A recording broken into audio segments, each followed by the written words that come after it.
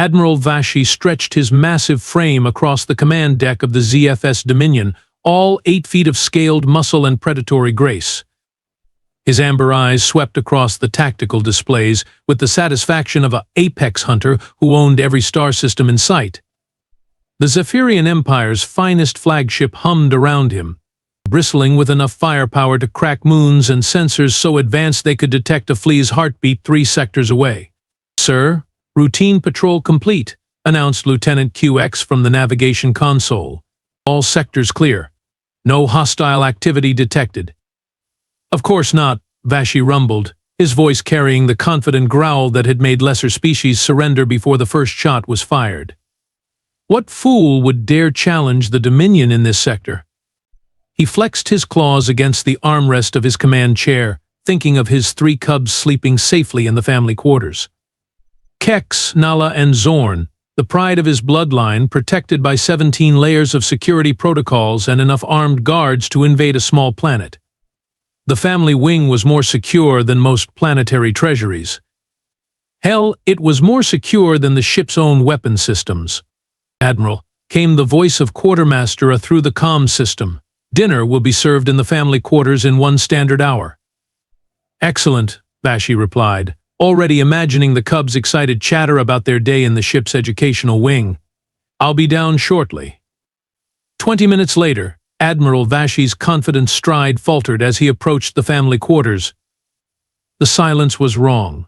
Not the peaceful quiet of sleeping cubs, but the hollow emptiness that made his predatory instincts scream danger.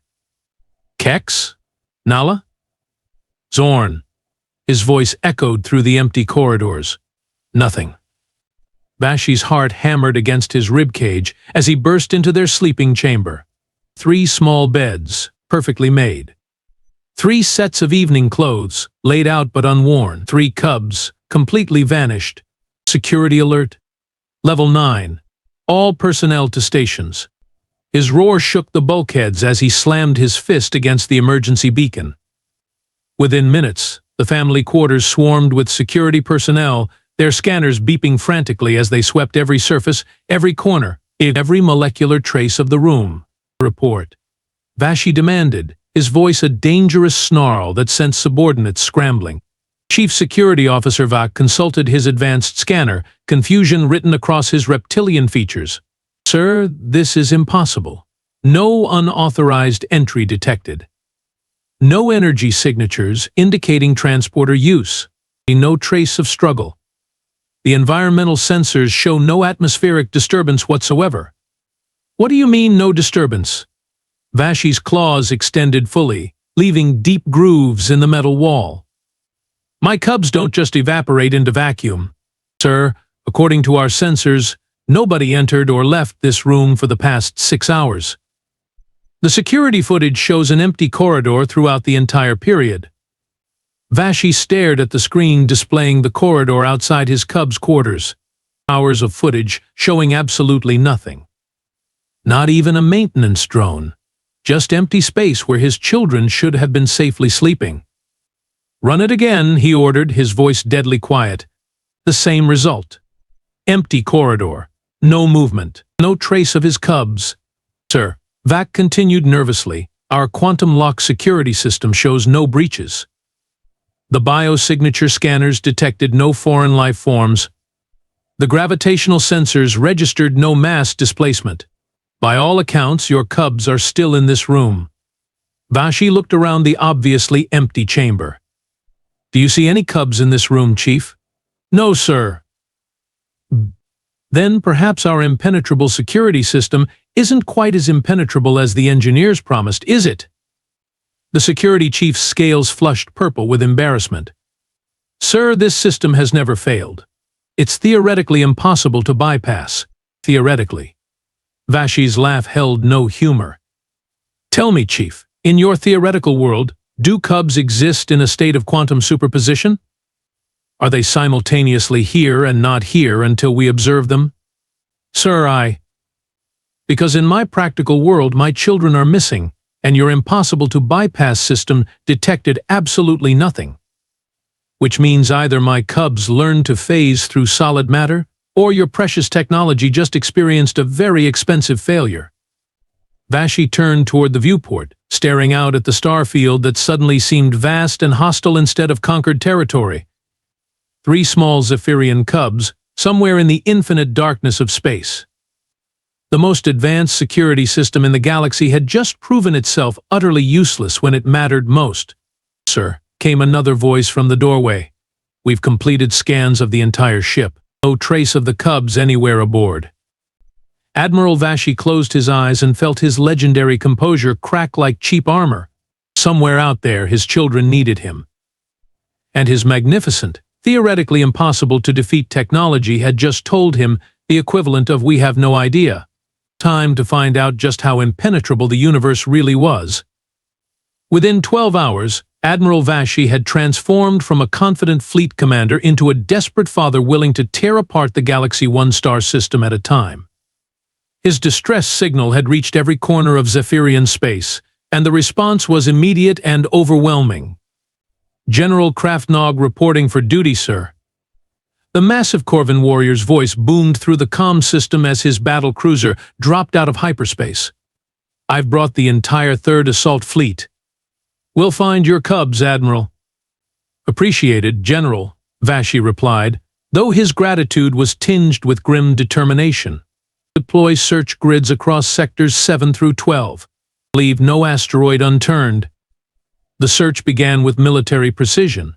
Hundreds of ships spread across multiple star systems, scanning every planet, every space station, every drifting piece of debris large enough to hide 3 small Zephyrians. They interrogated traders, investigated mining colonies, and swept through nebulae with sensor arrays powerful enough to count individual atoms. Their first lead came from the Nexus Station marketplace, where a nervous Blithonian trader claimed he'd seen small-scaled creatures being hustled through the lower levels. Admiral Vashy personally conducted that interrogation, his 8-foot frame looming over the quivering 4-foot merchant. The poor creature took one look at Vashy's extended claws and immediately wet himself. "Please don't eat me," the trader squeaked. "I saw nothing. Nothing at all." "You just said you saw small-scaled creatures," Vashy growled, leaning closer. "Did I? Oh, no. Those were, exotic pets." "Yes, very expensive exotic pets that definitely weren't anyone's children." "What kind of pets?" "Miniature," the trader's eyes darted frantically around the room. "Miniature combat lizards. Very fierce. Definitely not cute or childlike in any way."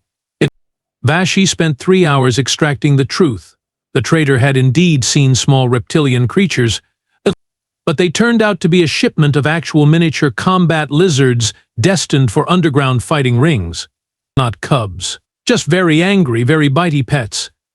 The second lead proved even more frustrating.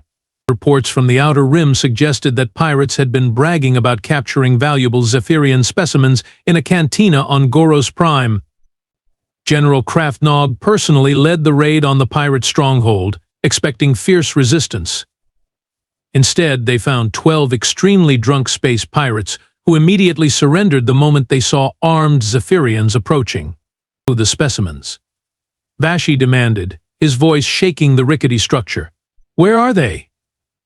The pirate captain, a scrawny Velthari with more cybernetic parts than original body, pointed shakily toward a holding pen. "Right there, Admiral. Prime specimens. Worth a fortune." Vashy raced to the pen and found 3 full-grown Zephyrian mercenaries who'd been captured during a bar fight. They were extremely embarrassed, completely unharmed, and definitely not his cubs. "This is your idea of specimens?" Kraftnog roared at the cowering pirates. "They're very specimen-like?" the captain offered weakly. The third lead came from Judge Quintara's network of informants across the legal system. Reports of unusual activity in the slave markets of the Crimson Sector seemed promising until they arrived to find the unusual activity was an alien cooking competition featuring traditional dishes from various species. "Your cubs might be here," suggested one of the competition judges, a well-meaning Altarian with too many eyes. "We're serving traditional Zephyrian cuisine." Maybe they smelled home cooking and got distracted? Admiral Vashy stared at the cooking competition, then at the judge, then back at the competition. You think my missing cubs wandered into a cooking contest? Stranger things have happened. Last week, a Corvin general got lost following the scent of fermented grease pods and ended up accidentally joining a poetry recital. That was me, General Kraftnog muttered. And I still maintain those poems were surprisingly moving. After 2 weeks of dead ends, false leads, and increasingly ridiculous encounters with terrified aliens who thought they were about to become Zephyrian lunch, Admiral Vashy found himself back in Judge Quintara's chambers on the capital world. Admiral, the ancient magistrate said carefully, I have one more suggestion. It's unconventional. At this point, I'll try anything, Vashy replied, exhaustion weighing down his usually commanding posture. What do you have in mind? Judge Quintara activated a holographic display showing a bipedal creature with pale skin and an alarmingly small frame. These are called humans. They're from a recent contact species in the outer territories. Apparently they have unusual investigative abilities. Vashy studied the image with skepticism. The creature looked fragile, weak, and completely unsuited for any kind of serious work. This tiny thing? What could it possibly do that our advanced scanners and trained investigators cannot? I'm told they have different ways of thinking about problems, more intuitive approaches. Intuitive? Vashy's laugh was bitter. Judge, I need results, not intuition. I need my cubs found, not philosophical discussions about feelings. Admiral, with respect, your advanced technology and logical approaches have produced nothing but cooking contests and drunk pirates. Perhaps it's time to try something different. Vashy looked at the human image again. Small, soft. Probably couldn't even lift a proper weapon. Everything about hiring such a creature went against Zephyrian military doctrine and personal pride. But his cubs were still missing. Fine, he said finally, the word tasting like defeat. Contact these humans. But if this fails, Judge, I'm holding you personally responsible for wasting time we don't have. Judge Quintara nodded solemnly. Understood, Admiral. I'll arrange the meeting. As Vashy left the chambers, he couldn't shake the feeling that he was about to make either the best decision of his life or the most embarrassing mistake in Zephyrian military history. The human arrived at Nexus Station 3 days later aboard what could generously be called a spacecraft, though Admiral Vashy had seen cargo containers with better aesthetics. The vessel looked like someone had welded scrap metal together while blindfolded, painted it at an unfortunate shade of rust, and somehow convinced it to achieve faster-than-light travel through sheer stubbornness. That's supposed to be our expert investigator? General Kraftnog whispered, staring at the docking bay display. I've seen more impressive escape pods. Admiral Vashy watched through the viewport as a figure emerged from the ship's airlock. Small, just as the records indicated. Pale skin, dark hair pulled back practically, wearing clothes that looked designed for function rather than intimidation. The human carried a single bag and walked with the casual confidence of someone completely unimpressed by their surroundings. Amy Kowalski, I presume, Vashy said as the human entered the conference room, his voice carrying the tone he usually reserved for addressing particularly dim subordinates. That's me, the human replied, setting her bag down and looking around the room with obvious amusement. And you must be the admiral who can't find 3 kids on his own ship. The silence that followed was so complete that Vashy could hear the station's life support systems humming. General Kraftnog made a sound like a strangled engine, while the various aides and officers present suddenly found their datapads extremely fascinating. I beg your pardon? Vashy's voice dropped to the dangerous rumble that had sent enemy fleets into retreat. Amy looked up at him without a trace of fear, which was somehow more unsettling than if she'd cowered. Oh, did I stutter. You lost 3 children from what I'm told is the most secure ship in the galaxy. That's either embarrassing incompetence or the kids are really good at hide and seek. Those children were taken by sophisticated criminals using advanced technology, Vashy growled, his claws extending slightly. This is not a game. right? Because advanced criminals always leave zero evidence, bypass impossible security and vanish without a trace, Amy said, pulling out a small, primitive-looking device. Meanwhile, your sophisticated investigation team missed the obvious stuff. What obvious stuff? General Kraftnog demanded. Amy walked over to the holographic display showing the Cubs' quarters and pointed at the floor near the beds. See that scuff mark on the deck plating? Your people walked right over it for 2 weeks. Vashy leaned forward, squinting at the display. That's a microscopic scratch. Our sensors would have detected any significant disturbance. Your sensors were looking for energy signatures and mass displacement, Amy said, adjusting settings on her handheld scanner. They weren't looking for someone dragging their feet because they were scared. Dragging feet? Vashy's voice rose. You're suggesting my Cubs left willingly? I'm suggesting someone convinced them to leave willingly, then changed their minds about the arrangement, Amy replied, studying her scanner readings. Your fancy quantum sensors missed the chemical traces because they were looking for transporter residue and weapon discharges. She pointed to another area near the wall. Basic fear pheromones. Your Cubs were definitely scared, but not initially. The chemical gradient suggests they walked toward the wall first, then the fear response kicked in near the exit point. General Kraftnog stared at the human's primitive scanner. That device can detect pheromone gradients that our advanced sensors missed? Your sensors are designed to detect threats and technology, Amy said with a shrug. Mine's designed to follow where scared creatures went. Different tools for different jobs. Admiral Vashy found himself in the uncomfortable position of watching a tiny alien creature with inferior technology explain things his military's finest had overlooked entirely. So you're telling me, he said slowly, that your investigation method involves following scent trails like some kind of primitive hunter? Amy grinned, and there was something distinctly predatory in the expression that made Vashy's instincts twitch. Admiral, my species spent 2 million years hunting things that didn't want to be caught, tracking prey across continents using nothing but our noses and our brains. Your people have been relying on computers for so long you forgot how to actually hunt.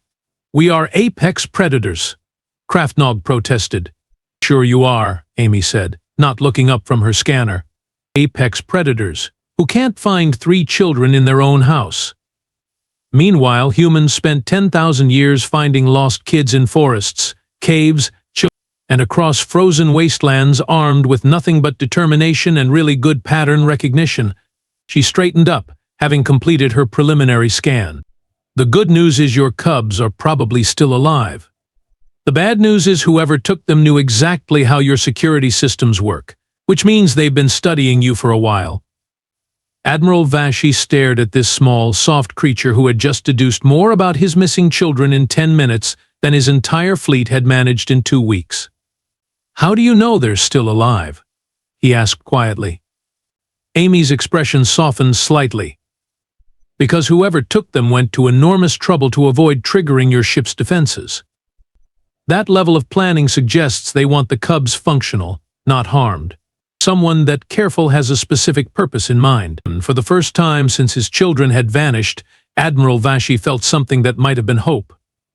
What do you need from us? He asked.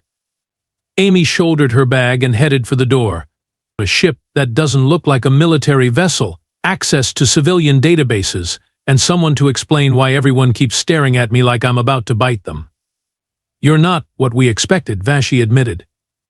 Neither were you, Amy replied. I was told Zephyrians were these brilliant apex predators. Turns out you're just really big and have good marketing. Amy's borrowed ship turned out to be a modified civilian transport that looked like it had been assembled by committee and painted by someone with a grudge against aesthetics. Admiral Vashy squeezed his massive frame into the passenger compartment, wondering how his military career had led to him folding himself into furniture designed for creatures half his size. Comfortable?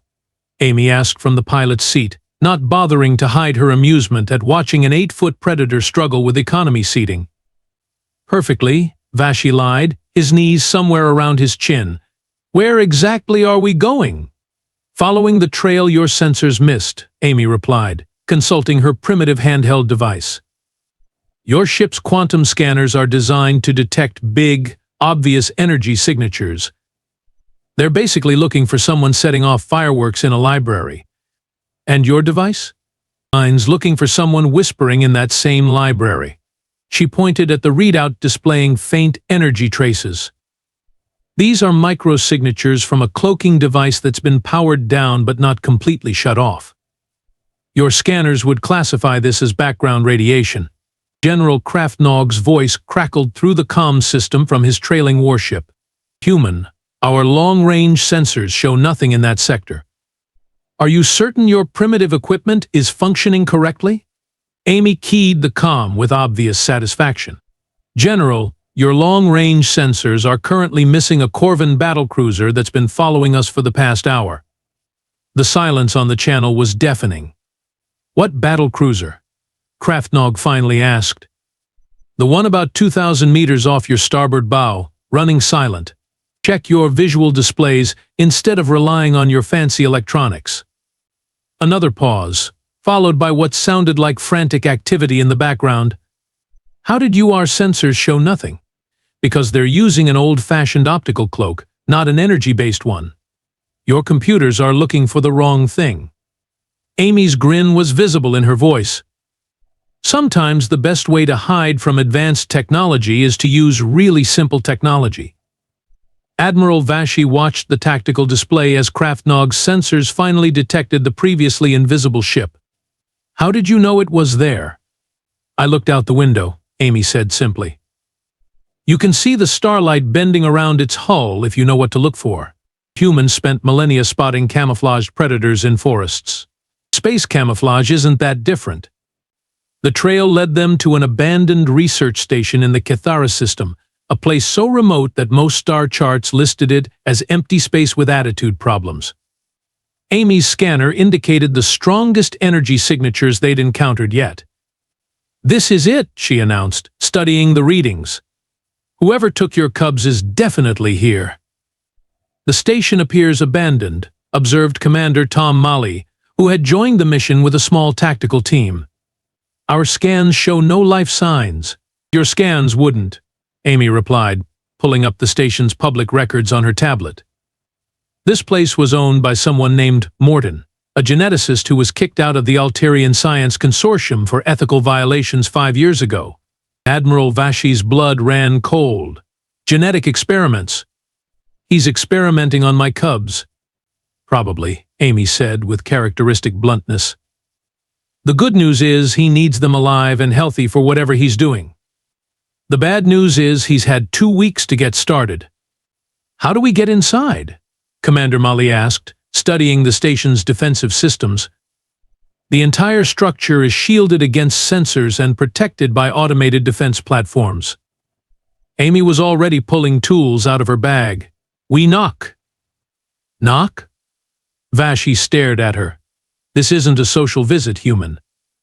No, I mean we literally knock. Amy held up what appeared to be a simple mechanical device. Your friend Morton has spent years learning to hide from sophisticated sensors and energy-based detection systems, but I bet he never considered someone might use a basic sonic resonance detector. She attached the device to the station's hull and activated it. Immediately, her scanner began displaying a detailed layout of the interior, including life signs that the ship's advanced sensors had completely missed. How is that possible? Malley demanded. Our quantum resonance scanners should detect any life form within a 50-kilometer radius. They're designed to detect normal life signs, Amy explained patiently. But if someone's using biodampening fields to hide from your sensors, they create a specific type of acoustic shadow. My device detects the absence of sound rather than the presence of energy. She pointed to 3 small readings clustered in what appeared to be a laboratory section. 3 young Zephyrians, probably sedated but alive. And 1 adult Alterian, probably our scientist friend. Admiral Vashy studied the display showing his cub's location and felt his predatory instincts surge. We go in with full tactical assault. Overwhelming force. Bad idea, Amy said firmly. Look at the lab setup. Those are containment fields holding your cubs. Any energy weapon discharge or explosive device could destabilize the containment systems. You'd kill them trying to rescue them. Then what do you suggest? Amy pulled out what looked like an ancient chemical-based cutting tool. We go old school. Manual entry, mechanical tools, and very quiet movement. Sometimes the most advanced solution is the simplest one. Commander Mali examined Amy's primitive equipment with obvious skepticism. You want to infiltrate a high-security research facility using Stone Age tools? I want to infiltrate a facility that's defended against advanced technology using tools it can't detect or counter, Amy corrected. There's a difference. Admiral Vashy watched this small human organize an assault on a heavily defended position using equipment that belonged in a museum, while his trained military officers stood around looking confused by the concept of manual labor. "This is insane," he muttered. "This is hunting," Amy replied, checking her gear one final time. "Your species might have forgotten how, but mine never did." As they prepared to board the station, Vashy found himself following the lead of a creature half his size who was armed with tools his ancestors would have considered primitive. The most disturbing part was that her plan actually made sense. His pride as an apex predator was taking serious damage, but if it meant getting his cubs back, he'd follow this strange little human straight into the depths of space armed with nothing but sharp sticks and determination. "Ready, Admiral?" Amy asked, sealing her helmet. Vashy checked his own gear, mostly consisting of Amy's borrowed mechanical tools. "Lead the way, human." For the first time since this nightmare began, he actually believed they might succeed. The station's outer hull yielded to Amy's mechanical cutting tools with embarrassing ease, creating an access point that every sensor on the facility completely ignored. Admiral Vashy squeezed through the opening, followed by Commander Mali and his tactical team, all of them moving with the careful silence that Amy had insisted upon. "Remember," Amy whispered through their comm system, "no energy weapons, no electronic devices, no anything that might show up on internal sensors. We're ghosts until we reach the lab." They crept through maintenance corridors that hadn't seen use in years, guided by Amy's hand-drawn map based on her acoustic readings. The facility was larger than it appeared from outside, with multiple levels dedicated to research that Admiral Vashy was certain violated several interstellar treaties. "Movement ahead," Commander Mali signaled, spotting automated security drones patrolling the main corridor. Amy studied the patrol pattern for exactly 30 seconds before pulling out what appeared to be a child's toy. "Cover me." "What are you doing?" Vashy hissed as Amy activated the device, which began emitting a simple repeating melody. "Creating a distraction," she replied, tossing the musical toy down a side corridor. The security drones immediately converged on the sound, their sophisticated AI systems apparently programmed to investigate any unexpected audio signatures. While they clustered around the harmless toy, trying to determine if it represented a threat, Amy led the team past them through the now unguarded main passage. A children's music box just defeated military-grade security systems, Mali observed in disbelief. "The drones are programmed to respond to complex threats," Amy explained. "They don't know what to do with something completely harmless making noise for no reason. It's like watching a pack of wolves get confused by a squeaky toy." They reached the laboratory level without further incident, though Admiral Vashy's confidence in advanced technology was reaching new lows. Through the lab's observation windows, they could see Morden, a tall Altarian scientist with too many arms and an obvious obsession with data collection. And there, in 3 separate containment fields, were Kex, Nala, and Zorn. Vashy's cubs looked smaller than he remembered, weakened by whatever experiments Morden had been conducting. Monitoring devices attached to their scales tracked their vital signs, while automated systems collected biological samples. The sight made Vashy's vision go red with predatory rage. "Easy, Admiral." Amy placed a restraining hand on his arm. "We do this smart, not angry." "He's experimenting on my children," Vashy growled, his claws fully extended. "Which is why we're getting them out," Amy replied firmly. "But if you charge in there roaring like an angry dinosaur, Those containment fields will activate their security protocols and cook your cubs from the inside out. Through the observation window, they could hear Morden talking to himself as he worked. Fascinating. Zephyrian neural patterns show remarkable adaptability under stress. The young specimens demonstrate advanced problem-solving capabilities even in contained environments. Amy studied the laboratory setup, noting the placement of sensors, the type of containment technology, and Morden's work patterns. He's using biofield containment, energy-based, but controlled by a central computer system. Can we disable it? Molly asked. Not without triggering alarms, Amy replied. But we don't need to disable it. We just need to convince it that the cubs aren't there anymore. She pulled out another device from her seemingly endless supply of primitive equipment. This one looked like a combination of several different scanners held together with what appeared to be adhesive tape. What is that supposed to be? Vashy demanded. Biosignature spoofer, Amy said, adjusting several manual controls. I built it from spare parts after studying Alterian containment technology. It'll make the computer think the cubs have been safely transferred to different containers. Commander Molly stared at the jury-rigged device. You built that from spare parts? Humans are really good at making tools out of other tools, Amy said with a shrug. We've been doing it for about 2 million years. She activated the device, and immediately the containment fields around the cubs flickered and deactivated. Kex, Nala, and Zorn slumped to the floor of their cells, weak but free. Morden spun around in confusion as his monitoring systems registered the containment failure. What? That's impossible. The system shows successful transfer to secondary containment, but there are no secondary containers active. Amy was already moving, her team following, as they entered the laboratory through an emergency access hatch. Morden barely had time to register their presence before Commander Molly's troops surrounded him.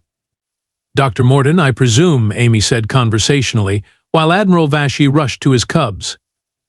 You're under arrest for kidnapping, illegal experimentation, and having really questionable scientific ethics. Morden stared at the humans in absolute bewilderment. Humans? How did you get past my security systems? This facility is protected against every known infiltration method. Every known method by your species, Amy corrected. You forgot to account for beings who grew up sneaking past much better predators than your computer programs. The cubs were conscious but weak, their young voices calling out as Vashy gathered them carefully in his arms. But something unexpected happened when Amy approached to check their condition. Little Nala reached out toward the human with a soft chirping sound. Despite their ordeal, despite being surrounded by their own kind, the cubs seemed drawn to Amy's gentle manner and calm voice. It's okay, little ones, Amy said softly, running scanners over them to check for serious injury. You're safe now. Your father's here, and we're taking you home.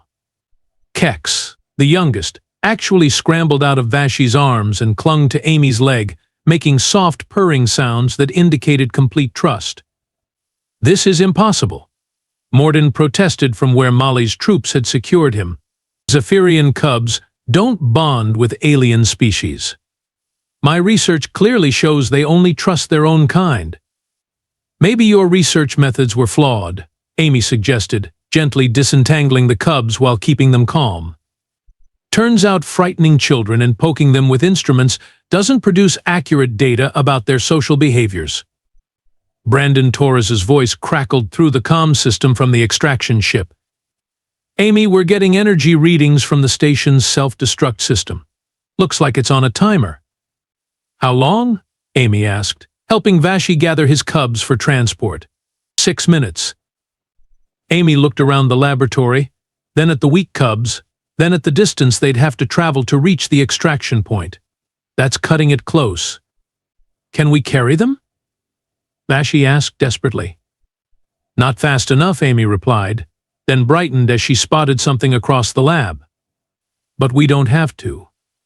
She pointed to Morden's research platform, a hovering transport device designed to move equipment around the laboratory. Emergency transport. That's scientific equipment, Morden protested. It's not designed for passengers. Neither were most of the things humans have used for transportation, Amy said, already loading the Cubs onto the platform. We once rode inside exploding metal tubes to get to the moon. This should be easy. As they raced through the corridors with 3 Zephyrian Cubs riding a stolen laboratory platform, chased by an increasingly urgent countdown timer, Admiral Vashy realized that his definition of impossible had undergone some serious revisions in the past few days. The small human leading their desperate escape had just infiltrated an impregnable facility, defeated advanced security systems with toys and tape, and rescued his children using equipment designed for moving test tubes. His pride as an apex predator was in ruins, but his Cubs were safe. At the moment, that seemed like a fair trade. 3 days later, Admiral Vashy stood in the medical bay of his flagship, watching a scene that challenged everything he thought he knew about interspecies relations. His 3 Cubs, declared physically healthy by the ship's medical staff, had turned the recovery ward into what could only be described as a human worship shrine. Kex, Nala, and Zorn were clustered around Amy's chair like oversized, scaled puppies, making soft chirping sounds whenever she moved. Every attempt by Zephyrian medical personnel to examine them resulted in distressed squeaking until Amy assured them it was okay. "This is highly irregular," Dr. Zethis complained, reviewing her medical scanner readings. Zephyrian Cubs typically show strong preference for their own species, especially after traumatic experiences. "They should be seeking comfort from you, Admiral, not from an alien." "Tell that to them," Vashy replied, watching Nala curl up in Amy's lap while making contented purring sounds. Amy looked up from where she was gently stroking Nala's scales. "It's not that complicated, Doc. Your Cubs went through something scary with adults of various alien species. I'm probably the first adult they've encountered who didn't poke them with instruments or lock them in cages." "But you're not even a predator species," Dr. Zethis protested.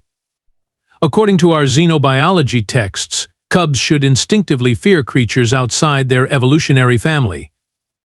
"Your xenobiology texts apparently didn't account for humans," Amy said with amusement. "We're what you might call professional pack adopters. We've been taking in abandoned young from other species for about 40,000 years. It's kind of our thing." General Kraftnog entered the medical bay carrying a datapad and wearing an expression of barely controlled bewilderment. "Admiral, we've received 17 requests from other species for human investigative assistance in the past day. Apparently word has spread about our successful operation." 17? Vashy raised an eyebrow ridge. "The Corvan High Command wants humans to help locate missing artifact shipments. The Altarian Science Consortium is requesting human consultants for alternative investigative methodologies, and the Velthari Pirate Guild is asking if humans are available for hire to find things they've lost." Amy looked up from her impromptu Cub sitting duties. "The pirates want to hire humans?" "Apparently they're very impressed that you infiltrated a secured facility using what they're calling beautifully primitive techniques," Kraftnog reported. "They consider it an art form." "Great," Amy muttered. "I've become the galaxy's go-to person for finding lost things." Little Kex chose that moment to wrap his small arms around Amy's leg and make a sound that was unmistakably the Zephyrian word for mama. The silence that followed was so complete that the ship's life support systems sounded like roaring engines. "Did he just?" Vashy began, his voice strangled. "Mama Amy," Zorn announced cheerfully, apparently deciding this was a wonderful new game. "Mama Amy," Nala agreed, clapping her small hands together. Dr. Zethis stared at her scanner as if it had personally offended her. "This is unprecedented. Cubs don't adopt non-Zephyrian parental figures. It's biologically impossible." "You might want to update your biology textbooks," Amy suggested, looking slightly overwhelmed by her sudden promotion to honorary Zephyrian mother.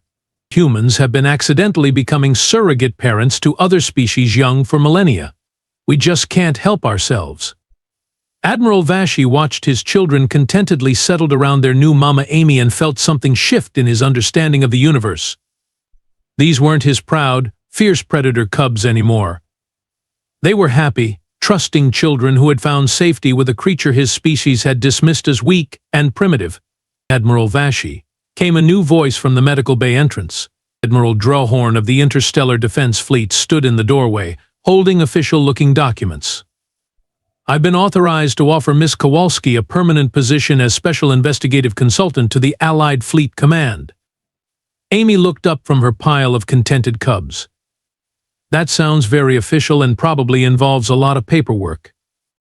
It involves solving problems that conventional methods cannot address, Drohorn explained. We've analyzed the reports from your recent operation. Your success rate using primitive human techniques exceeded our advanced technological approaches by roughly 3,000%. 3,000%? Vashy repeated weakly. Your human found 3 missing cubs, identified and captured their kidnapper, and infiltrated a secured facility in less time than it took our combined fleets to eliminate basic asteroid fields as potential hiding spots, Drohorn continued. The Defense Fleet is prepared to offer substantial compensation for these services. Amy considered this while Kex settled more comfortably against her side. Does the job come with standard parental leave policies? Parental leave? Drohorn looked confused. Amy gestured to the 3 cubs who were now regarding her as their personal property. Because it looks like I've just been adopted by 3 Zephyrian children, and I take my responsibilities seriously. Admiral Vashy found himself laughing, a sound he hadn't made since before his cubs disappeared. The mighty Zephyrian Empire, with all its advanced technology and military precision, had been outperformed by a single human who was now being claimed as a mother figure by his own children. The position includes full family benefits, Admiral Drohorn said diplomatically. I believe we can accommodate unusual family structures. Mama Amy stay? Nala asked hopefully, looking up with large, trusting eyes. Amy looked around the room, from the cubs clinging to her, to Admiral Vashy's relieved expression, to the various alien officials who were all waiting for her answer. Well, she said finally, I guess somebody has to teach you people how to actually hunt for things. Admiral Vashy realized that his species' first lesson in humility was going to come from a small human who had just become an honorary Zephyrian mother. He was surprisingly okay with that. 6 months later, Admiral Vashy stood on the observation deck of his flagship, watching Amy teach his cubs how to track sensor ghosts using nothing but their noses and their intuition. The sight of 3 young Zephyrians crawling around the deck, sniffing for trace particles while their human mama encouraged them, would have horrified him a year ago. Now it just made him proud. Contact ahead, Admiral, came the report from the bridge. Corvin merchant vessel requesting assistance. They've lost a shipment somewhere in the asteroid field. Signal Amy, Vashy replied automatically. Tell her we have another case. The cubs perked up immediately at the mention of work, their small faces lighting up with excitement. They'd become Amy's unofficial apprentice investigators, learning to spot the things that advanced sensors missed and finding joy in every successful hunt. Mama Amy, can we help? Kex bounced excitedly around Amy's legs. Can we use the nose scanner? Nala added, holding up the primitive chemical detector Amy had built for them. Can we confuse more robots? Zorn asked hopefully. Amy grinned and ruffled Zorn's scales. Of course, little hunters. Someone needs to show these advanced civilizations how real tracking works. Admiral Vashy shook his head in amazement. The greatest military fleet in the galaxy now routinely relied on a human and 3 cubs armed with primitive tools to solve problems that their sophisticated technology couldn't handle. The most advanced civilizations in the galaxy were learning investigation techniques from a species that had spent millennia chasing prey through mud and snow. And somehow it worked better than anything they'd tried before. Ready to go show some Corvins how humans hunt? Amy asked, shouldering her bag of improvised tools. Lead the way, Mama Amy, Admiral Vashy replied, and meant it completely. After all, his family had gotten quite good at finding lost things. Even if their methods would never make it into any respectable military manual, they got results that mattered. And in a universe full of missing things and lost people, that seemed like exactly the kind of primitive wisdom the galaxy needed.